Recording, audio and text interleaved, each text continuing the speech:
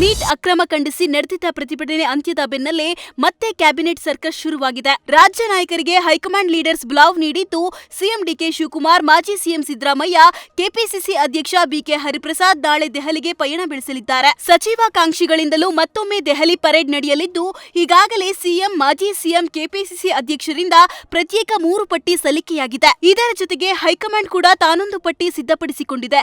ಯಾರಿಗೆ ಸಚಿವ ಸ್ಥಾನ ಸಿಗಲಿದೆ ಎಂಬ ಉತ್ತರಗಳಿಗೆ ಜುಲೈ 28ರೊಳಗೆ ಉತ್ತರ ಸಿಗುವ ಸಾಧ್ಯತೆ ಇದೆ.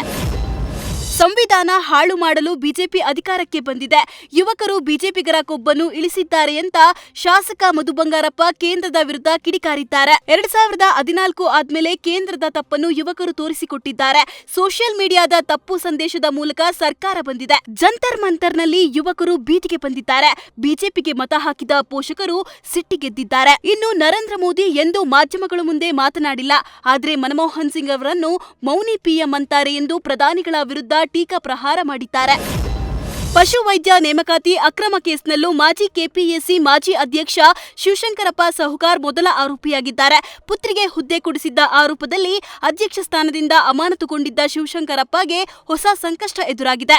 ವಿಧಾನಸೌಧ ಠಾಣೆಯಲ್ಲಿ 25ಕ್ಕೂ ಅಧಿಕ ಪರೀಕ್ಷಾರ್ಥಿಗಳು ನೀಡಿದ ದೂರಿನನ್ವಯ ಪೊಲೀಸರು ಎಫ್ಐಆರ್ ದಾಖಲಿಸಿಕೊಂಡಿದ್ದು, ಕೆಪಿಎಸ್ಸಿ ಸದಸ್ಯರು, ಅಧಿಕಾರಿಗಳು ಸೇರಿ ಒಟ್ಟು 4 ವಿರುದ್ಧ ಪ್ರಕರಣ ದಾಖಲಾಗಿದೆ. ದೆಹಲಿಯ ಪ್ರತಿಭಟನೆ ಬಗ್ಗೆ ವಿವಾದಾತ್ಮಕವಾಗಿ ಹೇಳಿಕೆ ನೀಡಿದ ಎಂಎಲ್ಸಿ ಸಿಟಿ ರವಿ ವಿರುದ್ಧ ಪ್ರಕರಣ ದಾಖಲಾಗಿದೆ. ಈ ಹಿನ್ನೆಲೆ ನೋಟಿಸ್ ನೀಡಲು ತೆರಳಿದ್ದ ಚಿಕ್ಕಮಗಳೂರು ನಗರ ಪೊಲೀಸರನ್ನ ಸಿಟಿ ರವಿ ತರಾಟೆಗೆ ತೆಗೆದುಕೊಂಡಿದ್ದಾರೆ. ಏನು ಸ್ಪೀಚ್ ಮಾಡಿದ್ದೇನೆ, ಎಫ್ಐಆರ್ನಲ್ಲಿ ಯಾರ ಬಗ್ಗೆ ದ್ವೇಷ ಅಂತ ಇದೆ, ಯಾರೇ ದೂರು ಕೊಟ್ಟರು ತಕ್ಷಣ ಅರೆಸ್ಟ್ ಮಾಡ್ತೀರಾ, ಯಾವ ಸೆಷನ್ ಅಡಿ ಪ್ರಕರಣ ದಾಖಲಿಸಿದ್ದೀರಾ ಅಂತ ಪೊಲೀಸರಿಗೆ ಪ್ರಶ್ನೆ ಮಾಡಿದ್ದಾರೆ. ಅಲ್ಲದೆ ರಾಜಕಾರಣಿಗಳ ಕೈಗೊಂಬೆಯಾಗಿ ವರ್ತನೆ ಮಾಡಬೇಡಿ ಎಂದು ಪೊಲೀಸರ ಮೇಲೆಯೇ ಗರಂ ಆಗಿದ್ದಾರೆ. ಈ ಹಿಂದೆ ಚಿಕ್ಕಮಗಳೂರು ನಗರದಲ್ಲಿ ನಡೆದಿದ್ದ ಪ್ರತಿಭಟನೆಯಲ್ಲಿ ಮಾತನಾಡಿದ ಸಿಟಿ ರವಿ, ನೀಟ್ ಪರೀಕ್ಷೆಗೂ ಮುಲ್ಲಾಗಳಿಗೂ ಏನು ಸಂಬಂಧ, ಮುಲ್ಲಾಗಳ ಎದೆ ಸೀಳಿದರೆ 3 ಅಕ್ಷರ ಇಲ್ಲ ಅಂತ ವ್ಯಂಗ್ಯವಾಡಿದ್ರು. ಮಾಜಿ ಸಿಎಂ ಸಿದ್ದರಾಮಯ್ಯ ರಾಜಕೀಯ ನಿವೃತ್ತಿ ಘೋಷಣೆ ಮಾಡಿದ್ದಾರೆ. ಮಂಡ್ಯ ಜಿಲ್ಲೆಯ ಕೆಆರ್ಪೇಟೆಯಲ್ಲಿ ನಿನ್ನೆ ನಡೆದ ದಿ ಕೆಆರ್ಪೇಟೆ ಕೃಷ್ಣರ ಹುಟ್ಟುಹಬ್ಬದ ಕಾರ್ಯಕ್ರಮದಲ್ಲಿ ಮಾತನಾಡಿದ ಸಿದ್ದರಾಮಯ್ಯ, 2028ರ ಚುನಾವಣೆಗೆ ನಾನು ಸ್ಪರ್ಧೆ ಮಾಡಲ್ಲ ಎಂದಿದ್ದಾರೆ. ಆದರೆ ಮುಂದಿನ 10 ವರ್ಷಗಳ ಕಾಲ ರಾಜಕೀಯದಲ್ಲಿ ಇರುವಂತೆ ಸಿದ್ದರಾಮಯ್ಯ ಅಭಿಮಾನಿಗಳು ದುಂಬಾಲು ಬಿದ್ದಿದ್ದಾರೆ. ಕೇಂದ್ರ ಶಿಕ್ಷಣ ಸಚಿವ ಧರ್ಮೇಂದ್ರ ಪ್ರಧಾನ್ ತಮ್ಮ ಸ್ಥಾನಕ್ಕೆ ರಾಜೀನಾಮೆ ಕೊಟ್ಟ ಬೆನ್ನಲ್ಲೇ ನೂತನ ಶಿಕ್ಷಣ ಸಚಿವರಾಗಿ ಪ್ರಹ್ಲಾದ್ ಜೋಶಿ ಅಧಿಕಾರ ಸ್ವೀಕರಿಸಿದ್ದಾರೆ. ಅಧಿಕಾರ ಸ್ವೀಕರಿಸಿದ ಬಳಿಕ ಕೇಂದ್ರ ಶಿಕ್ಷಣ ಇಲಾಖೆಯ ಉನ್ನತ ಮಟ್ಟದ ಅಧಿಕಾರಿಗಳೊಂದಿಗೆ ಪ್ರಹ್ಲಾದ್ ಜೋಶಿ ಸಭೆ ನಡೆಸಿದ್ದಾರೆ. ಸಚಿವ ಸ್ಥಾನ ನೀಡಿದ ಬಗ್ಗೆ ಜೋಶಿ ಟ್ವೀಟ್ ಮಾಡಿದ್ದು, ಅಪಾರ ನಂಬಿಕೆ ಇಟ್ಟು ಜವಾಬ್ದಾರಿ ನೀಡಿದ್ದಕ್ಕೆ ಪ್ರಧಾನಿ ಮೋದಿಗೆ ಧನ್ಯವಾದ. ಅತ್ಯಂತ ವಿನಮ್ರತೆ ಹಾಗೂ ನಿಷ್ಠೆಯಿಂದ ಈ ಕರ್ತವ್ಯ ಸ್ವೀಕರಿಸುತ್ತಿದ್ದೇನೆ ಎಂದಿದ್ದಾರೆ.